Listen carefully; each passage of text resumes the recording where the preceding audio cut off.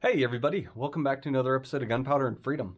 So last week my dad and I were out at the World of Concrete in Las Vegas, and I have no idea how it happened, but I somehow fell into a giant pot of luck and found myself where every gun enthusiast wishes they could go.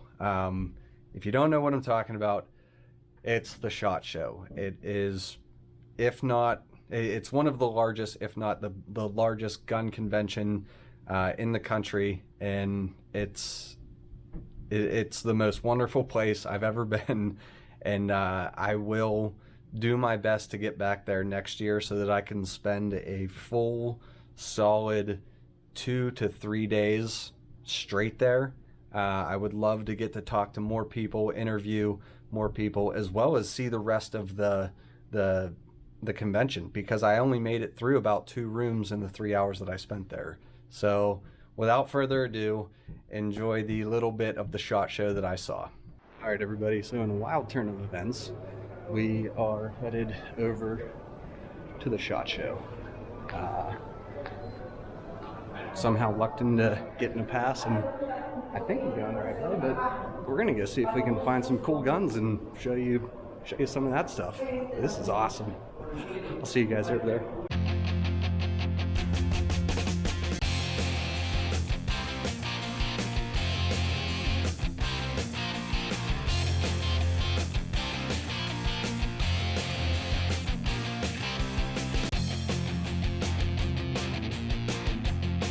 Hey, I'm Chase with Great Lakes Firearms.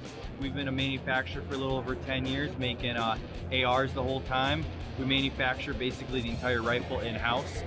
We try to offer an affordable product with a lifetime warranty, but over the last couple of years we've been diversifying. So new for this year, we have some handguns. These are our Synergy line. It's 2011. Like I said, it's a lifetime warranty. $1,000 for one of these. The slide is smooth, triggers feel great. It's hard to find something better for this price. We offer a handful of different colors. It's got ported slides, RMSC cut if you want to throw a dot on it, and it comes with 2 20-round mags in the box. Like I said, standard 2011, so plenty of aftermarket options out there if you want more mags. Awesome. And we've also got these are our Striker series. So it's a polymer frame. It uses all Gen 3 Glock 19 parts. It comes with a upgraded trigger that we machine in-house. Same thing, ported slide, RMR cut if you want to throw a dot on it. But any parts you want to upgrade, you can. With all the millions of Glock parts out there, swap it out for a threaded barrel, throw a suppressor on it. It's Gen 4 AMB mag release is the only thing that's slightly different. But okay. Everyone loves an AMB mag release anyway, so. This is awesome. I love everything you guys are doing here. Yeah. One of my favorites is our long action series. So these are an AR-10, but they shoot much bigger calibers. So it's $1,000 and you get an AR that shoots 300 Win Mag. Like I said, lifetime warranty too. So we manufacture basically this entire rifle in our house. A little over 9 pounds. It comes with a 5-round metal mag that we make in-house. Very sturdy feeling. Ambi, charging handle, Hogue stock. We have guys reaching out 1,000 yards with these things, doing everything from hog hunting, shooting out of helicopters. So these things are a whole lot of fun. That's awesome.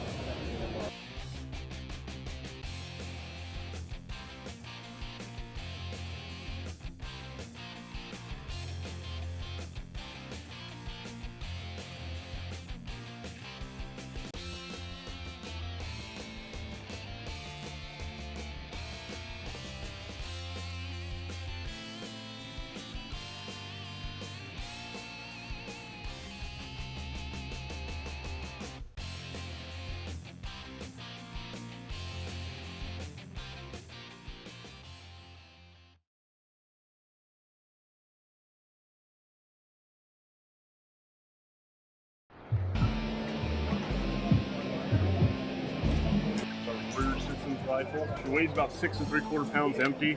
So what's unique about our guns is we have an improved mil-spec receiver. Essentially, we're working off of a billet upper and lower 70-75 T7 aluminum.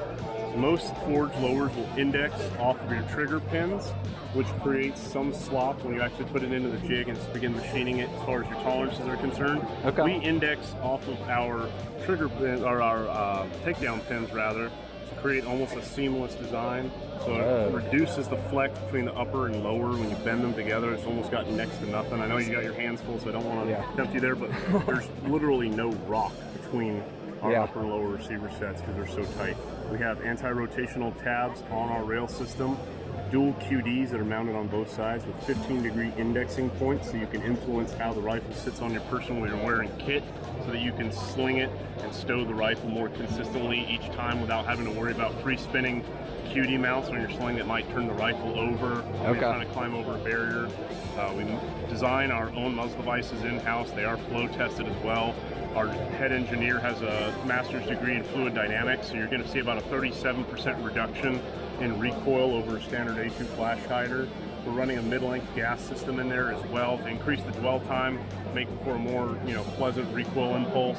We're running a 223 Wild barrel in there. It's 1 1/8 twist, chrome line, has stainless steel M4 barrel extensions in there as well, if I can get a peek in there as well. So making sure that it only helps with not only the longevity of the rifle, but also feeding issues that it might incur in something that's less premium.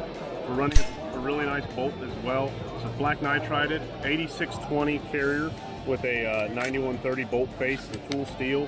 Very, very nice. MPI tested, full auto rated.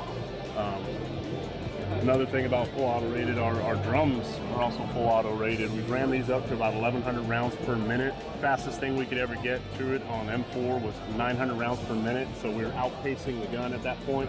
We do them in a skeletonized version with a chevron pattern. They're externally sprung, so it needs no lubrication or any taking apart or maintenance of it. Basically, we CNC mill a small track that this cam rides along, so as the follower goes through the magazine, you pull this down, it just indexes those rounds down as you go, just like that. And then any debris that were to flow in and out of the system is a flow-through free system, so I just unlock the carrier, give it a quick shake, any dirt debris can be free from the action. Other than that, we do 4 levels of multi-layer Cerakote, so we do 4 different types. Everything we got our retro colorway. This one here is our Miami Vice. I like it. Yeah, lots of open, Hawaiian shirts, lots of chest hair, very, very retro. I mean, obviously, not me. I mean, I don't have the face for it, but other people I've heard can pull it off. Yeah. This one, same thing. We go in with a tungsten gray base and come in with a heather blue and pink overlay to give it that splatter pattern. It's super unique, very retro. Does very well with a lot of our customers that are looking into like some of the Call of Duty skin type customers that we get. We got our dark camo, which is more of like a subdued kind of terrain camo. Very, very similar, very akin to like a multicam. That's sharp.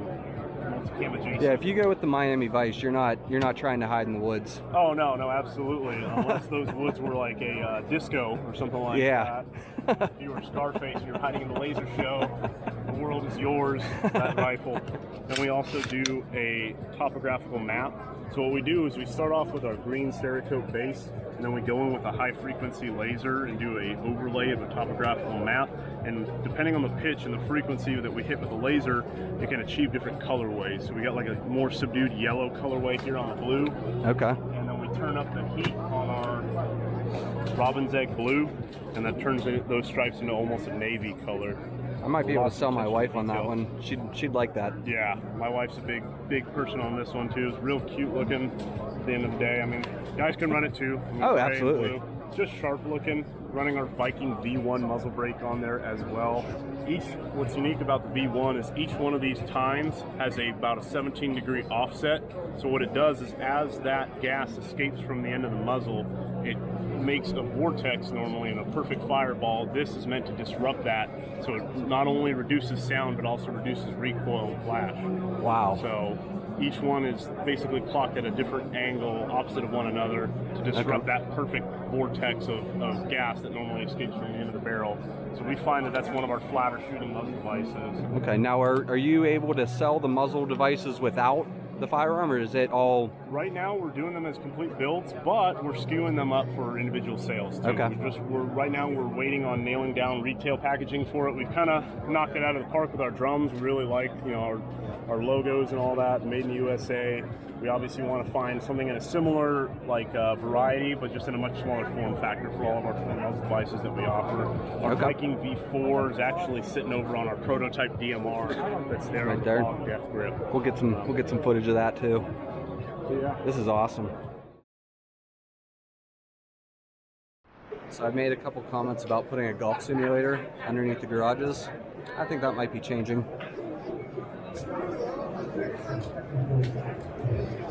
Rachel, we're getting a shooting simulator.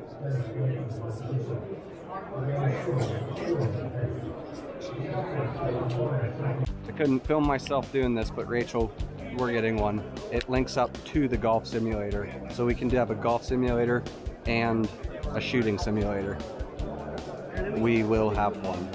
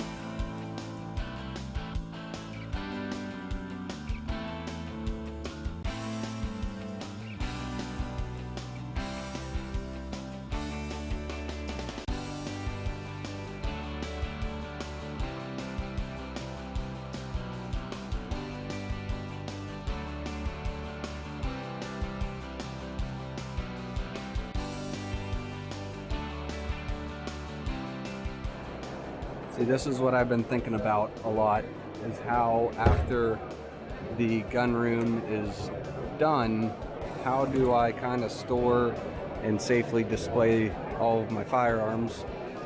Well, we got this company, Raptor Products. This is what they specialize in, so I think they might be getting some money off me. I am at such a loss for words right now. That was one of the most incredible things I've ever seen, and I only saw a fraction of it. I got through 2 rooms, and I was over there for about 3 hours and just completely lost track of time. I called my dad. He's still over here at the World of Concrete, so I'm going back over here to meet him, but there was so much cool stuff there that I didn't even get to show you guys, but that was awesome. I'm gonna find a way to go back next year. All right, guys, so unfortunately we are back to the real world. My dad and I landed yesterday, got home, and just kind of passed out. I was exhausted from the 2 days of walking and talking and just everything, but I mean, I'm still kind of coming down from that and taking in how lucky I am to kind of know the people that I know, and not only that, but be on good enough terms with them that they were able to get me into the SHOT Show. That's been a dream of mine for I don't know how long. And in case anybody is unaware, in order to get into the SHOT Show, you have to be affiliated with the firearms industry in some sort of way. Me pouring concrete, I am not, so like I said, it just comes down to knowing somebody who knows somebody and just being on good terms with them. But so to that person, a huge thank you. I'm gonna say it a million times between, like, every time I probably see you, I'm gonna tell you thank you. So just be prepared for that, and you know who you are.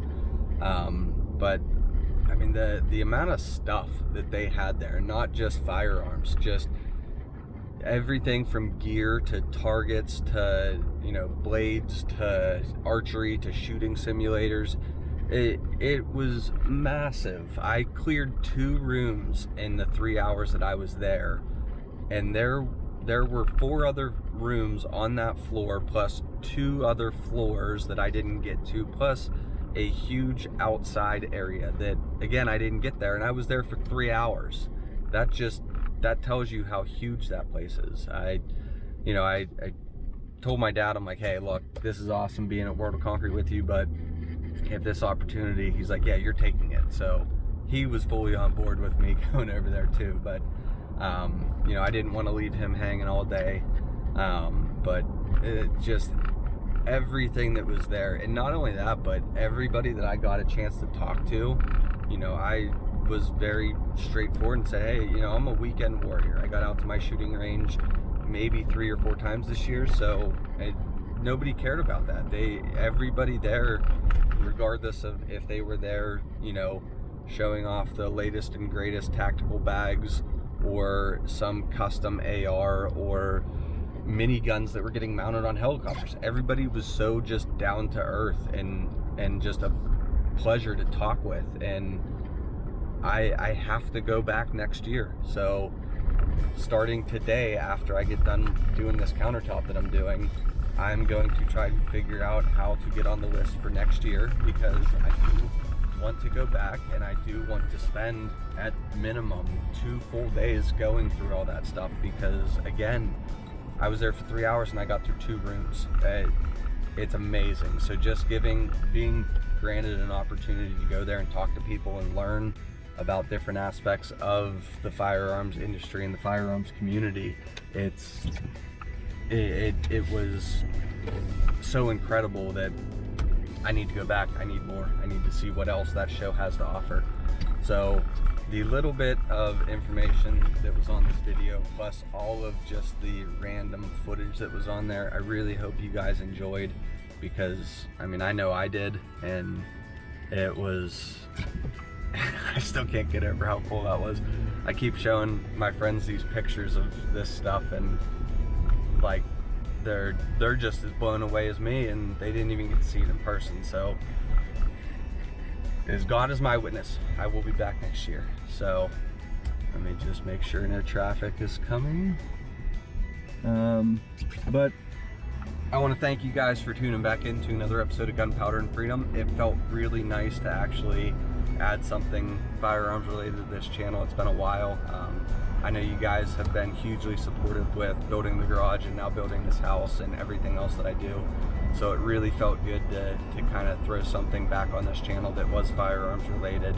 And yeah, I'm already thinking about next year. So I want to thank you guys for tuning back into another episode of Gunpowder and Freedom. If you liked what you saw, please click the like and subscribe. Don't forget to like us on Instagram, and don't forget to check out the description for some links. Always appreciate everybody's support on those. So thank you guys, and we will see you next time. Have a great day.